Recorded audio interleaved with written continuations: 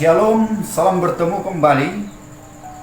Khotbah kita pada hari ini yang tertulis dalam kitab Ulangan pasal yang ke-30 ayat 15 hingga ayat yang ke-20. Begini bunyinya. Ingatlah, aku menghadapkan kepadamu pada hari ini kehidupan dan keberuntungan, kematian dan kecelakaan.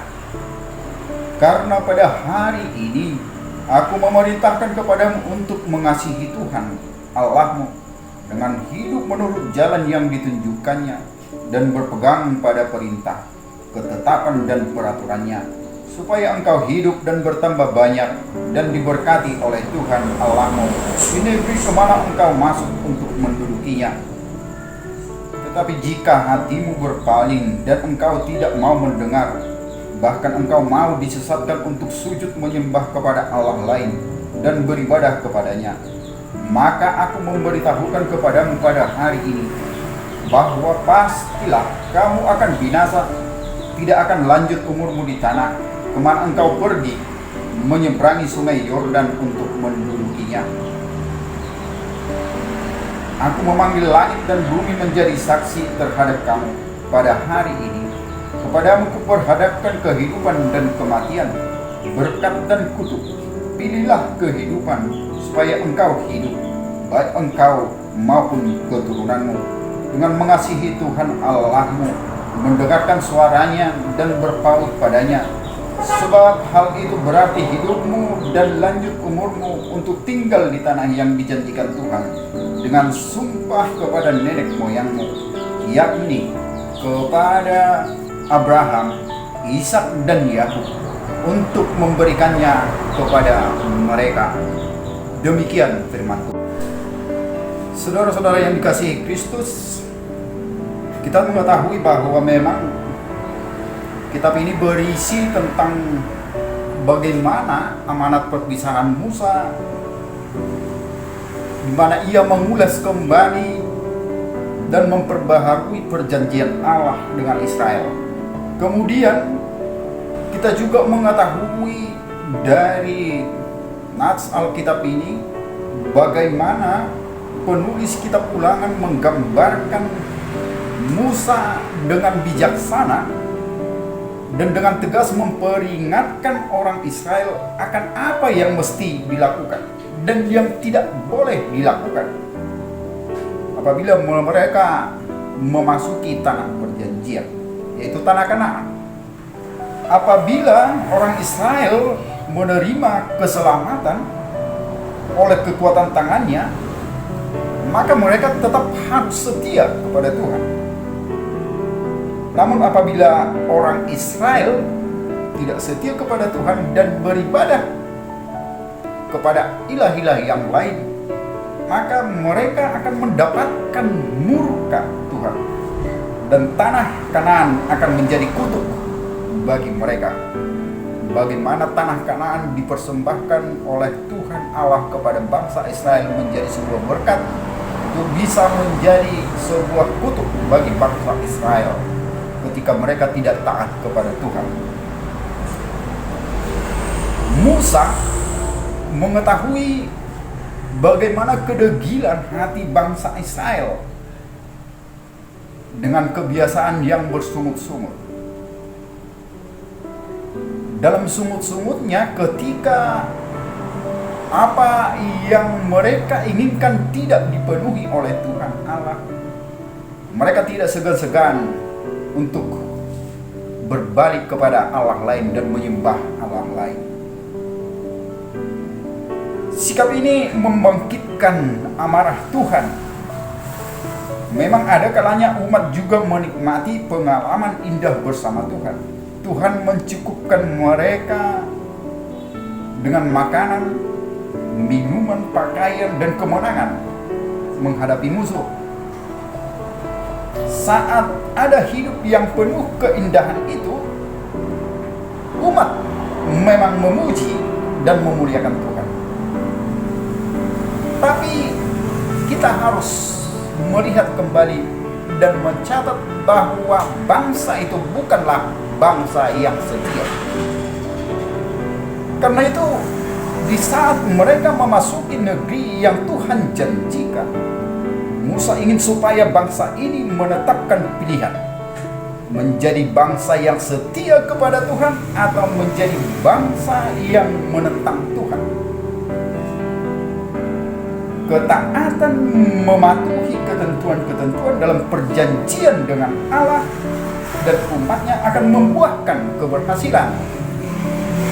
Sebaliknya, ketidaktaatan akan membuahkan kematian dan kehancuran. Musa memberikan pilihan itu kepada umat Israel. Apakah mau menjadi bangsa yang diberkati atau menjadi bangsa yang akan binasa? Itu yang akan kita lihat dalam penjelasan khotbah itu. Dengan demikian, Tuhan memberikan umatnya dengan sebuah pilihan antara hidup dan mati. Mereka dapat mengasihi Allah dan mematuhi perintahnya atau menyembah dan melayani ilah yang lain. Ayat yang ke-16. Dia berkata, "Kepadamu kuperhadapkan kehidupan dan kematian, berkat dan kutuk. Pilihlah kehidupan." Ayat yang ke-19. Dari hal itu, kita melihat nats ini sebagai peringatan kepada kita bahwa hidup jauh dari Tuhan akan membuat kita menjadi manusia yang tidak tahan dengan cobaan-cobaan si iblis. Seperti singa yang mengaum mencari orang-orang yang dapat dimaksanya. Ketika pilihan ini diperhadapkan Allah kepada mangsanya, maka Allah memanggil langit dan bumi sebagai saksi.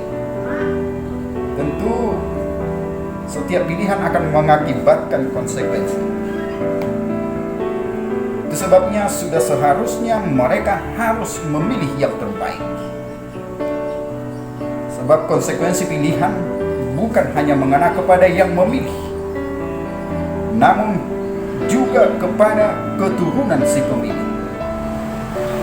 Bangsa Israel harus teguh dalam pilihannya yang benar. Jangan goyah atau gampang tergoda. Bahkan jangan sampai salah pilih. Jangan sampai salah pilih. Karena ketika mereka salah memilih, maka tidak ada ampun lagi. Mereka harus dihukum. Mereka tidak panjang umur dan akan binasa. Tidak ada yang lebih menyukakan hati daripada hidup yang serba pasti. Hidup dengan kepastian, justru hidup dengan mata terbuka, tapi mesti memilih di antara banyak kemungkinan. Seringkali pilihan-pilihan yang kita buat sulit dan menguras pikiran serta mengarahkan seluruh kemampuan. Karena jalan kehidupan yang penuh dengan persimpangan. Oleh sebab itu manusia lebih membutuhkan kepastian dalam hati. Rasul Paulus pernah berkata, "Aku melupakan apa yang ada di belakangku dan mengarahkan diri kepada apa yang ada di hadapanku dan berlari-lari kepada tujuan."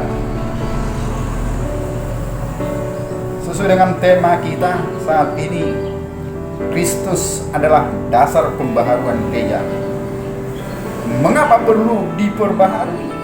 Karena Tuhan ingin gerejanya terus-menerus diperbaharui. Oleh sebab itu, karakter dan perilaku mereka juga harus diperbaharui. Karakter dan perilaku bangsanya, umat pilihan Tuhan, harus diperbaharui. Kebiasaan-kebiasaan lama harus ditinggalkan dan dilepaskan. Namun, pembaharuan semacam itu tidak terjadi sekali, tetapi secara terus-menerus supaya gereja semakin serupa dengan Kristus. Roma 12 ayat 2 mengatakan, "Berubahlah oleh pembaharuan budimu." Pembaharuan budi menghasilkan sebuah perubahan. Kata perubahan dalam ayat Roma 12 ayat 2 merupakan kata metamorfosis, sebuah istilah yang umum yang dipakai dalam ilmu biologi. Contohnya, kata metamorfosis ini digunakan kepada ulat yang menjijikkan menjadi kupu-kupu yang indah. Adanya perubahan dari ulat yang suka merusak tanaman menjadi kupu-kupu yang membantu penyerbukan tanaman. Untuk mewujudkan sebuah perubahan perlu tindakan kerelaan untuk dibentuk oleh Kristus. Kalau gereja secara pribadi perlu diperbaharui, maka gereja secara lembaga juga perlu diperbaharui. Banyak gereja yang justru mengalami kemunduran karena tidak mau diperbaharui dan tidak mengalami perbaharuan. Oleh sebab itulah penting bagi gereja untuk membuka diri kepada Tuhan, untuk dibentuk sesuai dengan kehendak-Nya. Apa yang mau diajak dari firman Tuhan saat ini? Kita telah memilih Yesus sebagai jalan kehidupan dan keselamatan. Ini adalah pilihan yang pasti, pilihan yang benar dan tepat. Yesus berkata, "Aku datang segera, peganglah apa yang ada padamu, supaya tidak seorang pun mengambil mahkotamu." Wahyu 3 ayat 11. Kita sudah dibenarkan di dalam dan oleh darah Kristus. Oleh karena itu, pegang dan rawat, pelihara sebelum kita sampai kepada akhir. Janganlah sampai lengah. Jangan sampai kita menjadi orang Kristen yang drop out. Maka ketika pilihanmu ada pada Yesus, biarlah hidupmu dan hidup gerejanya diperbaharui secara terus-menerus, sehingga hidup kita menjadi berkat. Amin.